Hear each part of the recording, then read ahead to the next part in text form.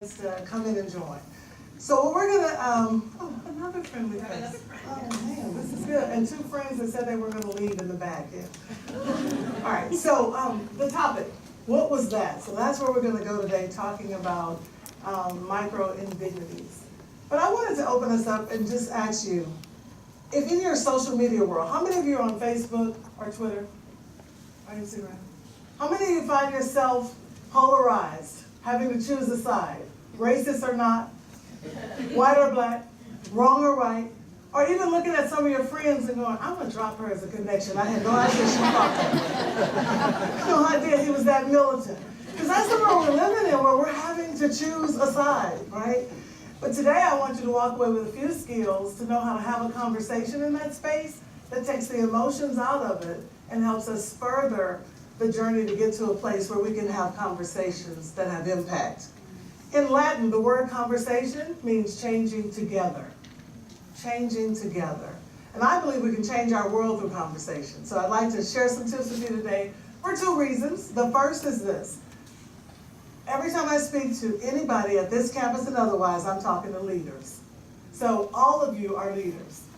I see you all as leaders, and I want you to have the power of leadership when you're working in your communities and when you're working on your teams to create the absolute most inclusive environment that you can create.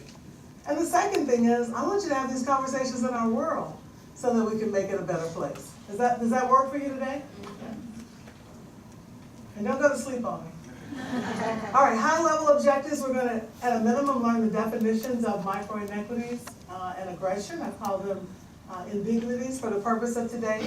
Before we close, we'll look at some of the impact, causes, and symptoms. And I've got some experts in the house, so I'm glad to have that support. And we'll look at some best practices for interrupting the patterns and then do a call to action. So diversity and inclusion. You know, when we think diversity, it's going to happen either way it goes. If I did the same conversation at TSU, it might look a little different, but still diverse. Maybe a more majority one way or another. Same thing if I was at HBU. But what we need to do is to be able to activate that diversity and put it all to good use, right? And when we have it, put it to good use. And the way we activate is ensuring that every voice or every person is seen and heard, which means I can come in all of my uniqueness and still belong. And if you do all the belonging and still be unique, you can show up as the boo, be you. But we want to be able to create those sort of environments. And that's why we want the skills that will allow us to have those conversations. All right, just a little bit of framing before I go into the definitions. We judge ourselves on our intent and we judge others on impact. How many are familiar with intention versus impact by show of hands? All right, so inevitably in any human interaction, there's an opportunity for things to be misunderstood. So the recipient does their best to express their intent, and undoubtedly the person receiving the message sometimes have a different impact. Now here's the deal. The impact, no matter how harsh it is, no matter if you understand it or not, the impact for that person is real. We don't try to talk them out of it. We don't try to discount it. The impact is real. What's to be investigated is the intention. Where was the intention in that communication, and how is it maybe misconstrued? And that's where we want to have conversation. So there are three things that we have as individuals that make a beautiful runway, I guess, for those interactions or interruptions to our communication. One is our perspective. And so when we think of perspective, it's all the things that have shaped who we are today. Historical discourses, educational level, culture, socioeconomics, bring it up to date, the media, all those things sort of shape our perspective. And I like to think of it as the sunglasses that we wear. So we see the world as we are, not the way it is. So perspective is one. Power, how we hold power, whether it's power over or power with, right? And then privilege. Some of us like to think everybody else has the privilege, but we all have some air of privilege. And as we talk about these conversations, I'd like for you to just keep these things in mind. So micro-indignities. How do you define dignity? How do you define dignity?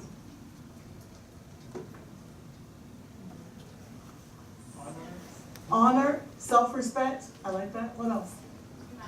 Humanity, dignity and humanity, yeah. The Latin word for dignity is worthy, or worth. And it's interesting to me, at the end of life, there's a lot of conversation around dignity and death, or dignity at death. And now there are conversations at the beginning of life around dignity at birth, allowing the woman to have all the information she needs and to protect the sacredness of the ability to give birth, right? What we're talking about today is in the middle. Where is it we show dignity in the workplace and in our communities? So micro-inequities are slights. They're when you communicate or send messages that someone is insignificant or on the periphery. And a microaggression is when you do that same thing, but you label it with a stereotype. It's a stereotype where you lump people together and label. So if we look at micro-inequities, again, it's messages that are coming to people. And those messages can either value them or make them feel devalued. It can wall them out or wall them in. But those messages are important because we find that when the work climate is positive, people are more happy. And when it's negative, we get the opposite. And climate is how a person feels in a workplace or in a community. And culture is how we do things around here. So it's important that people feel valued in an organization. So here's some examples of micro-inequities. And this may be familiar to some of you, but I'll read through them. So not recognizing or greeting or acknowledging someone. So if I'm the leader, and I know I have leaders in this room, and I'm speaking to everyone but one person, that's a problem. And it could create a scenario for micro-inequity. Leaving someone off a distribution list, or maybe not giving them all the information. Interrupting in a meeting, ignoring contributions of others, not recognizing those. Over-checking work. I hear people all the time say, I don't need to be micromanaged. You know, having a feeling of being micromanaged. Body language, rolling eyes, sighing, lack of eye contact, and using exclusionary language. Are there examples of these in the room that someone would be willing to share? That you've experienced? Yes. One is, you brought up the slide, I was thinking about it. Can you speak a little louder just so I can Sure, hear? yes.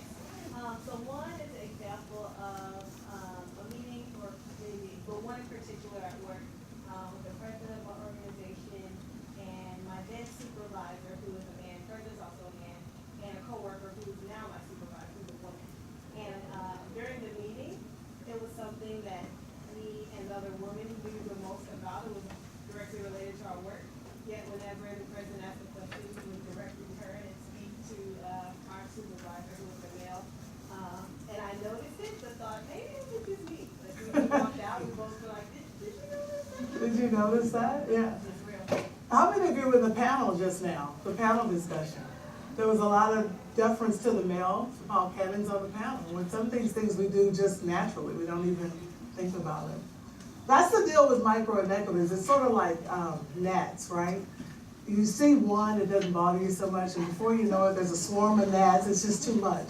And if a person is leaving their home, gassing up their car, stopping at the bank, getting to work, now they're sitting in your meeting, but they've had a micro-inequity happen all along the way, they're just a volcano ready to burst by the time you get to them. So you want to pay attention to that. And some would argue, can I get a bottle of water? I'm just like, got cotton mouth?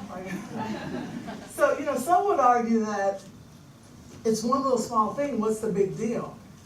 Right? Oh, thank you. So it's one thing, what's the big deal? And I'll go with the gnats theory. I have a coffee shop that I love. No protein snacks. Everything's carbs and, apple fritters. And so I'm looking in the case while I'm waiting on my coffee, trying not to order, and then I see a gnat in the case. Don't worry about it, I don't need that. So one little gnat can make a lot of difference. One micro-inequity, it can make a lot of difference. So what I'd like you to do now in pairs at your table is just share a micro-inequity that you either experience or saw it happen with someone else, and talk to somebody in a pair about it.